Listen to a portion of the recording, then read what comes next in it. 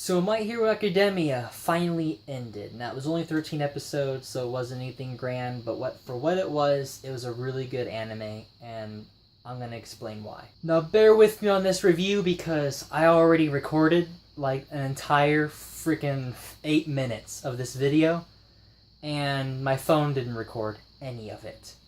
So I'm gonna try to not rush through it too much, but I've already said a whole bunch of stuff about it. But here I go. The story revolves about a boy named Midoriya, or Deku, since that's what Kachan, his arch rival, calls him.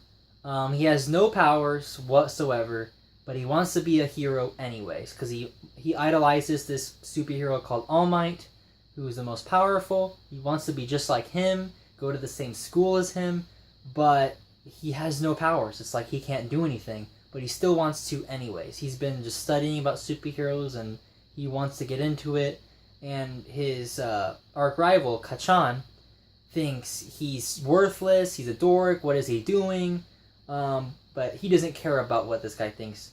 Deku wants to go, and he's gonna go. Goes through a lot of trials, but eventually he gets a quirk by All Might himself. He gets All Might's quirk to be able to punch super powerful punches, nothing like One Punch Man, but still really awesome.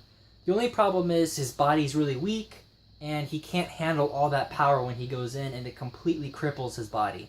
I mean, just arms, legs, everything broken. But he still uses his powers to save somebody he cares about. He goes up against this giant robot, just smashes it like it was nothing. Awesome stuff. Really like the action in this anime. The animation's really good, the music's amazing. I love it. The person he was trying to save is this girl. Now, I can't remember her name because all these names are Japanese names, and I'm really horrible at learning Japanese names. But she saves him from falling to his death by slapping him in the face, because what she can do is anything she touches is zero gravity, so it can just float in the air, as long as she's holding it there. If the longer she uses this power, she gets sick in her stomach and she throws up. But she saves him, so they're best friends, and he makes a lot of friends along the way. Besides her, he meets up with Ida, or Lita. I think it's Ida, but I can't remember. He's got a power to where it's like he has these, it looks like engines almost, on the back of his legs that make him go really fast, or jump really high, all kinds of stuff. Kind of a weird ability because it looks like it's just an engine thing tacked onto his leg. But whatever, he has an interesting ability. But they become friends. He's really serious all the time, really formal, follow the rules type of guy. But he's still pretty cool. So he meets these two, and they're the group of 3 that most shows seem to have. The rest of his classmates have really interesting abilities as well, but nothing I really care about too much except for one, and I'll get back to him later.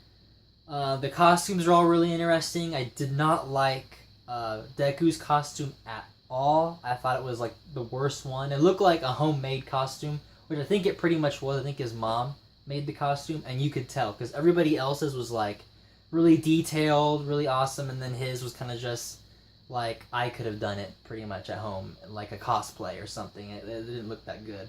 The mask especially, but eventually he gets rid of the mask. It's just the costume, and then it's okay after that. He goes through this part where he's fighting against his rival Kachan, and this guy has the ability to explode things with his hands. He can punch something, blow it up. He can shoot fireballs or shoot blasts out of his hands.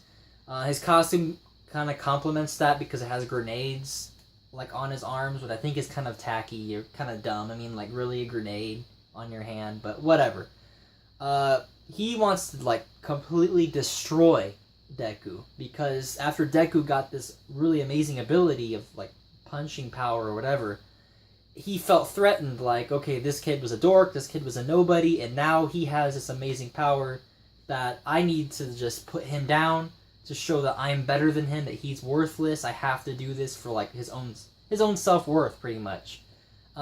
He has a superiority complex, pretty much. He thinks he's the best. He thought Sasuke was bad, thinking he was amazing. This guy takes it to the next level. But they fight. It's a really short fight, nothing really amazing. Deku pulls off some cool moves and he wins the exam or whatever he does. But I mean, I can tell maybe hopefully someday we get a better fight between them, something that's more satisfying, but it felt kind of unfinished after this fight. Like there was still more to be done. But for what it was really interesting. It was like right in the middle of the anime season, so it was pretty shocking they would come to a fight between those two like right off the bat. So I like that. My favorite character is Todoroki Shouto, or Shouto Todoroki. This guy has the ability of ice, and I think he has fire abilities as well because he can melt the ice just as easily and has like steam coming up. Like he can use heat as well.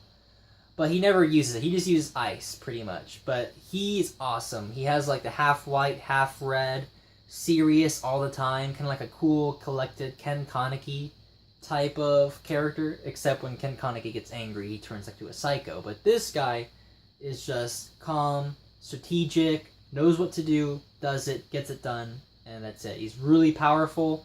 I can tell he's going to have a really amazing backstory. I want to see more of this character. We didn't get to see a lot of him in this season, but I can't wait for more from this guy. Near the end of the season, they're doing through some exams where they have to like rescue people or pretend they're rescuing people from certain situations, like a sinking ship or a burning building.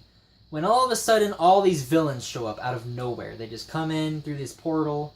It has like the main villains and then a bunch of fodder villains. And it's like, it felt kind of tacked on to have this out of nowhere just happen near the end of the season. I feel like it's almost like they were tired of the school stuff. And they're like, hey, we need to do something really crazy. Let's just have them fight all these main villains right off the bat. But for what it was good because you got to see the main villains and some really awesome fights between the characters, and they got to really mature. The students got to really mature fighting these villains, these actual villains that could want to kill them pretty much. It's not like a test or anything. And I like that a lot. The main villain with the mask, he has like these hands all over him and covering his face. Really creepy costume, really creepy guy. I love the voice. It is really amazing. And then his ability is to like, he can touch things and make them crumble away to dust. Awesome. Like even his ability is really creepy, and I like that. He was really awesome, especially when he gets angry and he's like scratching his neck, like going psycho. I loved it. One of the teachers, his name's Eraserhead. He has the ability to like when he stares at an opponent, he can completely erase their quirk, but he has to be keeping his eyes open the entire time and have his eyes on them. He does really good at first against the villains, but eventually he gets overwhelmed and he gets crushed. He gets his face smashed into the ground, his arms and legs broke like twigs. It was awesome. This is where things got serious, because the rest of the show had serious moments, but it felt kind of kidsy, kind of like part 1 Naruto type of feel. But when it got serious, it got serious. I mean, this guy had blood all over his face. He was trying his hardest to save his students, his arms being smashed and broke, and he's just fighting on. I like that a lot. I like that it got more serious, and it kind of kept the silliness, the wackiness kind of off to the side for a little bit.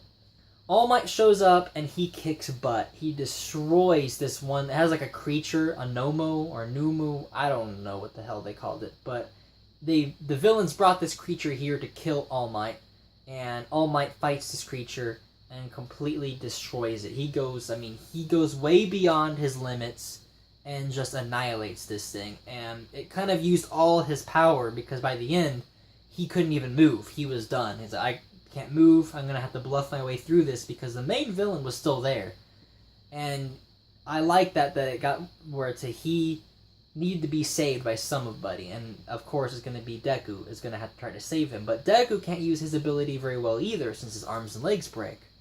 And I like to see that dynamic, that it wasn't all about the main hero coming to save the day and he kills everybody, and the end, he actually was in trouble too, and I like that. Of course, Deku jumps right in to save him right before he's going to get captured, and I love this scene when he's going to save his master. He doesn't do anything because he's going to get his butt kicked too. He almost got annihilated by these villains.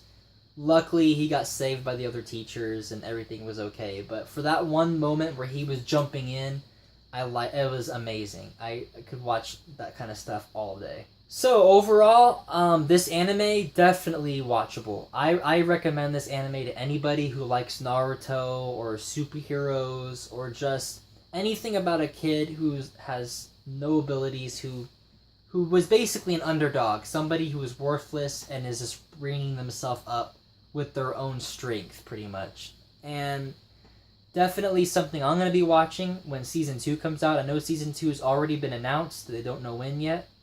I feel like, though, they did hype this anime way too much. They hyped it to be like the next One Punch Man, the next big thing. And it was really good, but it wasn't as good as what they said it was going to be. And, I mean, that's okay. It was still good for what it was. And it's still something I'm going to love to watch again and again. Especially now they're making a dub. I've watched some of the dub. Really good. I like most of the voices for the dub. Honestly, I prefer the dubs of anime. I know very, very unpopular opinion. Most people like the subs. I'm sorry, but I like to watch things in my own language. I don't like to read the bottom of the screen. I just kind of want to listen to the voices talking and watch the action happening. Sometimes the dub does suck when it comes to certain people's voices, but most of the time they do a pretty good job. I don't really find any complaints in the dub, especially for this anime. I'll probably give this anime, I'd say, a 70 or 80 out of 100%. Really good stuff. Tell me what you guys think. Did this anime live up to the hype? Did you guys like it a lot? Is it something you're going to be following from now on? Or have you guys read the manga? I haven't read the manga yet. I don't think I will, though, because it seems like when I watch something or read the manga, my sister wants to watch it with me. She likes to keep up with the anime and stuff, too. And if I get ahead, she hates it. So I figured if I want to keep her watching anime, keep her in this kind of awesome things right here, I have to just resist knowing anything that happens and just watch it with her, pretty much. I'm going to be watching or probably reviewing Mob Psycho 100. I watched the first 3 episodes so far and love it. So I don't have to wait for 6 episodes, because usually I watch 6 episodes to see if I like something. If I don't like it by 6 episodes, then I drop the anime. But it's already episode 3, and I love it. So I'm probably going to be reviewing that. And the best news of all, Naruto filler is over. The last filler was yesterday, and we got to see Kakashi's face, which, I mean, that's awesome and all. I mean, that is kind of canon, that one piece, but it was a filler episode built around one panel of canon. But it's over. We're going into canon next week, and I'll be reviewing that as well. Sorry about it. I haven't been uploading as many gameplays and walkthroughs, but I'll try to do better at that. It's really tough having a 40-hour job and doing YouTube at the same time, but it is possible. I'm just really lazy. That's the truth. But anyways, hope you guys enjoyed, and like and subscribe if you enjoyed the video, and I'll catch you guys later. Have a great one.